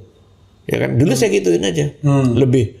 Kan saya coba kalkulasi, tapi wajib pajaknya senang. Iya Pak, udah potong 2% aja deh. Karena apa? Kita kalau diperiksa juga pusing Pak. Kenapa periksa? Ya kadang-kadang ada uang ini uang itu yang kita nggak bisa laporin. Kalau kita laporin salah, ya kan? Iyalah. Dilaporin salah, padahal dikoreksi sama bapak kan. Tapi itu fakta real gitu kan. Udahlah Pak 2%. Udah pikir kalau 2% pajak, misalnya sekarang tarifnya pajak berapa? 20%. Ya udah, saya bilang kali ke 5 berarti saya anggap labanya 10%. Saya anggap laba 10%, kena pajaknya 20%, berarti kan 2%. Saya potong aja 2% di depan net ya, nggak usah pusing. Yang kira-kira wajar aja saya gitu kan. Tapi enak. Nah itu cara-cara memungut, jangan yang complicated. Tapi pasti kan, walaupun gitu kan pasti dosen, mungkin sekian gitu. Ya, jadi kita tinggal perusahaan-perusahaan yang besar kayak bank kan udah jelas gak jarang bisa main-main, gak gampang karena apalagi perusahaan go public. Itu ada laporan akuntannya, itu baru kita ngikuti mereka. Laporannya kita itu. Tapi banyak yang ruwet gitu loh. Yang ruwet itu ada bisnisnya itu susah mengkalkulasinya itu. Dia punya 2-3 pembukuan. Saya ajak duduk aja. Kira-kira wajarnya ini gimana, kita udah dapat banyak intelijen sumber gini, udahlah gua nggak ngobok-ngobok buku lu juga gua udah tahu isinya banyak yang bohong. You juga bohongnya ada yang terpaksa ya karena nutupin ini nutupin itu, kita juga tenaganya nggak ada, udahlah ya sekian aja, udah Pak nggak apa-apa Pak, fair lah itu Pak. Itu satu ya. Gitu. Jadi pajak final. Yang lainnya apalagi yang untuk melakukan reformasi perpajakan ini? Disederhanakan. Segala sesuatunya itu diberikan kepastian hukum juga. Kayak tadi ini pasal tidak kepastian hukum tuh tadi yang saya bicara itu total seluruh undang-undang itu. Ya, final. Pajak ada ke masyarakat itu semakin cerdas, semakin maju. Juga melihat loh bagaimana pemerintah membelanjakan itu. Kalau negara-negara maju maksud itu kan itu dilihat kalau pemerintahnya itu dengar banyak skandal, banyak ini banyak itu juga mempengaruhi mentalitas orang membayar. Jadi jangan sampai seperti itu, trust kepada pemerintah bagaimana membelanjakan itu hal yang tidak bisa dikuantitatifkan, tapi orang punya pemerintah kayak begini aja. Ya tapi Pak Fuad ya, soal trust kepada penguasa ya pemerintahan ini memang kan kayaknya masalah terbesar ketika kita mau meningkatkan rasio perpajakan kan. Orang menganggap ngapain kita bayar pajak. Orang kita nggak merasa kita dilayani oleh negara. Kan begitu. Kalau negara-negara boleh pajak gede, tapi kan kelihatan betul yang namanya public utilities-nya itu memang betul-betul diperhatikan. Kalau kita ini kan kalau kita bilang bangun jalan harusnya nih. Misalnya gitu, yang dirasakan oleh rakyat. Kalau bangun jalan kan jalan biasa tidak tol. Itu kan dari uang pajak. Ya kan? Orang udah aman gratis. Ini kan lama-lama kalau bangun jalan sudah tol. Baik, rakyat sudah ngalah. Aduh, bayar pajak tapi jalannya gue bayar juga jalan tol. Udah begitu, jalan tol ini ketentuan internasional sebetulnya ya, di mana dan ilmu ekonomi gitu. Kalau udah kira-kira sekian tahun ya dibebasin udah jadi jalan biasa. Ya. Di sini kan nggak ada. Enggak. Akhirnya terlalu dibisniskan. Ya. Ya kan? Tol Jagorawi kan itu sudah lama misalnya digratisin harusnya gitu kan. Tapi kan jadi tol ini selamanya kayaknya menjadi tol abadi.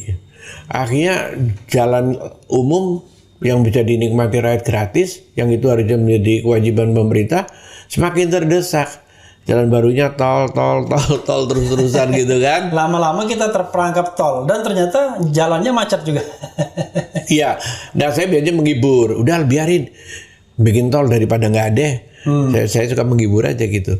Nanti yang naik tol itu orang-orang yang berduit, jadi jalan yang biasanya yang gratis agak sepi, kita bisa pakai yang itu aja yang longgaran. Oh iya ya Pak. Ternyata semuanya rame. Tolnya rame. Karena kendaraannya naik terus gitu kan. Kendaraan tiap hari bertambah. Jadi jalannya nambah juga sebetulnya. Oke, jadi 3 ya Pak Fuad ya. Tadi pertama pajak final, kedua kepastian hukum, ketiga trust kepada penguasa atau pemerintah atau katakanlah pemungut pajak. Apalagi? Ini yang paling berat yang terakhir itu trust itu trust tadi. Ya. Iya. Ya karena trust ini yang menjadi persoalan, orang malas bayar pajak karena dia merasa manfaatnya tidak terlihat kadang-kadang bagi dirinya, ya kan? Ada lagi Pak? Sebelum mungkin final statement dari Pak Fuad? Ya, gini. Pemerintah ini kan sekarang usaha lagi susah ya, apa-apa lagi susah lah gitu kan, dilanda pertumbuhan ekonomi dan sebagainya.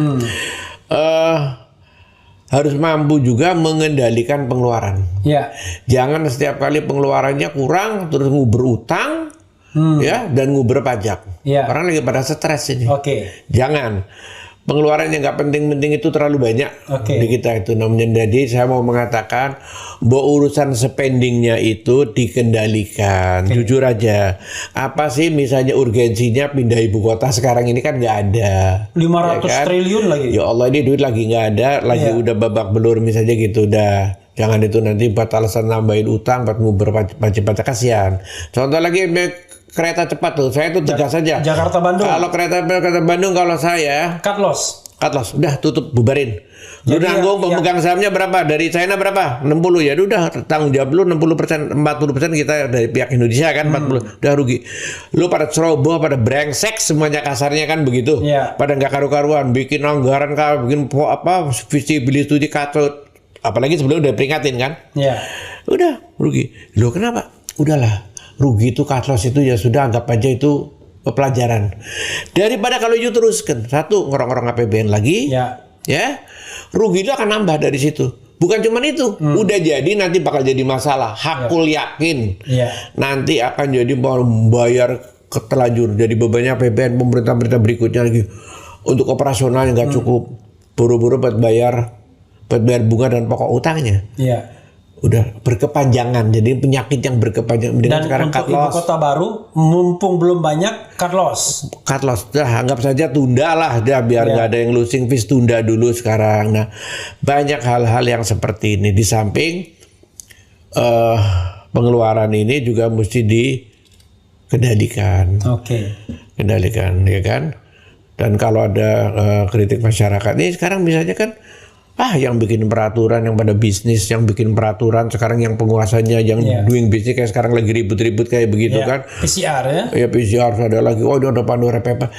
Ini itu trust itu, aduh, lu mau cari duit berdiri sendiri gitu kan. Nah, itu juga susah pemerintah mau menggalang kalau kayak begitu. Karena trustnya ini lagi berkurang gitu kan. Tapi Pak Fuad ya, banyak orang kan menyalahkan pandemi ya sebagai masalah ekonomi. Tapi orang mengatakan, loh, bukannya masalah pemerintahan Presiden Jokowi sebelum pandemi itu udah terlihat bahwa yang namanya beban utang, pembangunan infrastruktur itu akan memunculkan bom waktu. Gitu. Iya, itu termasuk kereta cepat misalnya kan juga sebelum. Ya itu kan sudah diperingatin semua, banyak hal, bukan hanya itu, jujur ngomong aja banyak itu. Saya belum lama bincang-bincang dengan konsultan infrastruktur ya. Ya dibilang, Pak gimana ya, kita juga prihatin sih Pak. Banyak yang dibangun, bisa pelabuhan-pelabuhan itu, mungkin yang pelabuhan-pelabuhan di Indonesia Timur apa segala tuh mangkrak Pak, nggak. Udah jadi tapi nggak digunakan. Loh kenapa nggak dipakai? Ya sebetulnya visibility studinya itu dulu asal proyek lah, bikin aja. Iya. Nanti kan jalannya nggak ada, mungkin juga koordinasi dengan Pemda nggak jalan kan? Kadang-kadang Nggak ada jalan, nggak ada listrik nih. Asal menyenangkan Bapak mungkin Iya, pada bikin. Ya mereka senang juga ada proyek kan? Iya. Jadi sebenarnya kan ada ini, saudara sekalian, ada konflik of interest. Bagi pengembang itu ada proyek, berarti ada uang di situ kan? Tapi sebenarnya kan bagi kepentingan strategis juga harus berpikir dong. Iya. Kemaslahatan. Jangan Pak Jokowi senang. Wah, kan Pak Jokowi senang banget tuh kalau ada bangun jalan, bangun pelabuhan, jembatan, walaupun akhirnya beberapa pelabuhan udara mangkrak. Iya. Beberapa pelabuhan laut mangkrak begitu. Iya, itu kan contoh-contoh Definisi itu. mangkrak itu no activity atau activitiesnya kurang banget. Jadi walaupun sudah Itu jadi, bisa jadi belum jadi tapi nggak diterusin, setengahnya karena nggak kehabisan duit, Iya. tapi umumnya udah jadi tapi nggak dipakai kan mangkrak. Itu Mangkrak kayak juga. Kertajati juga mangkrak kan. ya, jadi hitungan Misalnya mangkrak itu bukan hanya tidak jadi. Soalnya nanti pendukung presiden bilang, siapa bilang mangkrak? Proyek itu orang udah jadi semua. Iya, sudah jadi, tapi aktivitas ekonomi nggak ada, terlalu kecil. jadi nggak ada gunanya. Jadi karena itu tidak menopang pertumbuhan. Jujur ngomong ya, niat Pak Jokowi itu bagus. Iya. Ya saya bukan belain ya. Tapi Bela dia juga ngerti, nggak apa-apa. begitu waktu duduk Iya. sebagai presiden, dia tahu persis bahwa Indonesia itu masih kekurangan infrastruktur. Oke. Untuk BNI standar lah, It was a good point, ya kan? Good point standar. Bangun infrastruktur. Memang terlalu menggebu-gebu, terlalu bersemangat. Tapi kalau menteri dan stafnya itu ngerjainnya, menjabarkannya itu benar, mereka kan policy ya, garis Iya. besar. Itu benar, ya. Jangan pada satu mungkin numpang ini proyek, mau presiden semangat, hajar aja. Yang penting gua dapat proyek, dapat kerjaan, Untuk dapat cari muka macam-macam, juga, cari ya kan? muka. Jadi cari duit, mungkin cari muka. Akhirnya ini menjadi beban yang luar biasa. Ya, saya contohkan begini. Kurang profesional lah yang Yang paling jagain gampang gitu. itu kan BUMN kan. Mm-mm. Begitu Pak Jokowi ngasih gesture kekuasaan bangun, Ya. maka kan semua direksi kan akan tergerak untuk membangun, bukan ngerem kan? Iya. Karena dianggap KPI-nya, Key Performance Indicator-nya berapa banyak Anda bangun, ya kan? Dulu ada misalnya yang yang kemarin jual-jualin jalan tol kan? Ya kan rugi misalnya kemarin sama Cibitung, Cilincing. Oh iya, itu kan mereka kan itu ekspansif banget tuh. Iya. Bangun jalan tolnya. Tapi orang udah tahu ini mau menciptakan bom waktu karena mereka tidak punya ibaratnya jalan tol yang sudah matang. Jadi begitu ada kewajiban untuk pembayaran utang ke bank, waduh, langsung bleeding mereka. Ya ini ya. Karena semangatnya presiden tapi kurang dijabarkan dengan benar, mungkin disalahgunakan segala macam, kurang perhitungan, visibility tadinya jelek. Apa yang dibangun di kita itu punya ciri umum. Satu, kemahalan. Kemahalan, oke. Kualitasnya rendah. Kualitas rendah, oke. Nah, sehingga nanti biaya operator maintenance-nya segala itu berat. Oke. Ya. Nah, pemasukan yang tadinya diperhitungkan, misalnya kalau jalan, kalau pelabuhan tuh, pemasukannya tidak seindah seperti yang ada di ini. Oke. Dengan kata lain, visibility studinya itu sampah saja gitu kan, seperti itu. Begitu jadi, nih saya ingat betul, Pak Jokowi itu awal-awal penguasa niat bagus, bikin statement begini, saya masih ingat ya. Saya nggak mau terlalu banyak utang, saya bangun utang buat bangun jalan tol kira-kira gitulah ya. Habis itu jalan tol dia jadi kan sudah ada, benar bisa dinikmati rakyat yang punya siapa kan saya kasarnya kurang penting, soalnya yang penting kan rakyat nikmati. Ini saya jual. Iya. Saya jual, jadi saya nggak usah utang lagi, saya bikin jalan tol lagi, kira-kira gitu. Iya. Terus-terusan seperti itu kira-kira kan, jadi utangnya terkendali. Begitu dalam perjalanannya saya sudah mengatakan itu nggak akan kejadian. Karena apa? Saya bilang jalannya nggak akan laku dijual. Iya. Karena siapa yang mau beli? Iya. Apalagi Kalau lalu lintasnya belum matang, belum matures. Dia hitung yang mau beli, loh pemasukannya rendah, kualitasnya jelek, harganya mahal. Udah dijual paling laku mungkin 25% atau 30%-nya harganya. Takut sama KPK, takut. Loh gimana kan malu juga kan? Ya udah nggak ada yang beli. Kayak kemarin kan akhirnya dijual 10 triliun ongkos bangunnya apa yang Cibitung, Cilincing apa itu? 10 hampir 11 triliun. Kan dijual berapa kemarin? 2,4. 2, tapi itu equity ya, equity. Iya. Jadi 10-11 triliun itu mungkin equity-nya itu mungkin 30% ya dari biaya itu. Nah, dia ada untung sedikit, tapi kan prospek untuk mendapatkan keuntungan jalan tol yang sudah jadi bagi pemasukan BUMN itu kan nggak ada jadinya. Jadi dia bangun capek-capek, ternyata pemasukannya nggak ada. Iya, itu tadi karena asal jadi ceroboh, ya kan? Jadi dia capek-capek bangun tuh dinikmati asing. Iya. Kalau ini nggak bisa, misalnya ada diskusi ini kan nanti untuk jangka panjang. Lah kalau jangka panjang ya nanti bangunnya nanti, kalau jangka panjang jangan sekarang, nanti udah keburu jadi busuk kan. Iya. Mubazir, nggak Jangan kepake. lupa itu biaya maintenance-nya juga tinggi. Gitu loh. Jangan tiap kali bilang jangka panjang. Saya suka bercandain di ilmu ekonomi ada kata-kata yang sangat terkenal. In the long run we all dead, katanya kan mati. Jadi itu suka buat nyindirin yang orang-orang suka ngomong ini kan untuk jangka panjang. Jangka panjang nanti ini dipakai harus langsung bermanfaat, punya nilai ekonomis. Ya, karena bagian terbesar rakyat itu yang nggak tahan kan, dia butuh uluran tangan negara, gitu. Kalau nggak ada kalau alokasi APBN itu salah melulu ya, terlalu banyak yang markup, yang fiktif, yang tidak ekonomi, ya bangkrut. Ini kan soal, bagi saya ngelihatnya kalau terus-terusan begini ya, penerimaan negaranya jelek ini, utangnya besar, pembayaran bunga besar, ini nanti akan ada krisis fiskal, kan bahaya. Alhamdulillah sekarang harga komoditis naik kan. Karena harga komoditis naik, hanya penerimaan pemerintah alhamdulillah dari PNBP bagus. Bagus dari PNBP, penerimaan pajak yang ekstraktif. Iya. Cuma nggak pakai pikiran. Nggak pakai pikiran. Cuman gini, ini cuma kan jual-jual. Nggak stabil. Iya. Kadang-kadang tahu-tahu brek lagi harganya jatuh kan. Itu bukan kemajuan yang genuine ya. Bukan gitu. Itu bukan yang stable, bukan nggak robust kalau dalam ini. Iya. Tapi ini ada yang bilang, wah ini Pak Fuad jadi Menko Perekonomian.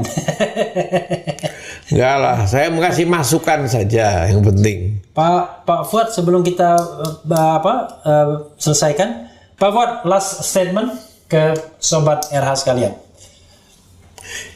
Ya, bagi kita yang mempunyai kewajiban membayar pajak, ya kita bayar pajak yang sebaik mungkin. Tapi pemerintah juga lebih penting lagi agar membelanjakan uangnya sebaik mungkin. Pilih yang benar-benar penting dan memberikan manfaat yang langsung kepada kesejahteraan rakyat. Jangan yang cuma keinginan pribadi-pribadi yang hayal-hayal saja dulu. Karena bebannya nanti akan ditanggung oleh rakyat, baik pemerintah sekarang maupun rakyat pada pemerintah yang akan datang. Itu harapan saya. Ya, sobat daerah sekalian ya, tidak terasa kita sudah berapa lama ya, kita mungkin lebih dari 1 jam, karena sekarang pukul 21, jadi kita mulai hampir 1,5 jam. Lama banget ya. Iya, nggak terasa tapi kan Pak. Iya. 1 jam 32 menit. Jadi banyak sudah yang kita sampaikan, mudah-mudahan bermanfaat, dan hal-hal yang tadi disampaikan menjadi concern kita. Entah kita mau maju ke MK, atau kita mengusulkan perpu bila perlu ya kan. Siapa tahu nanti Presiden Jokowi juga mendengarkan ini, atau pembisiknya mendengarkan ini, dan berpikir rasional untuk kebaikan bangsa kita ke depan. Itu saja saudara sekalian, yang penting tetap di channel ini. Cia.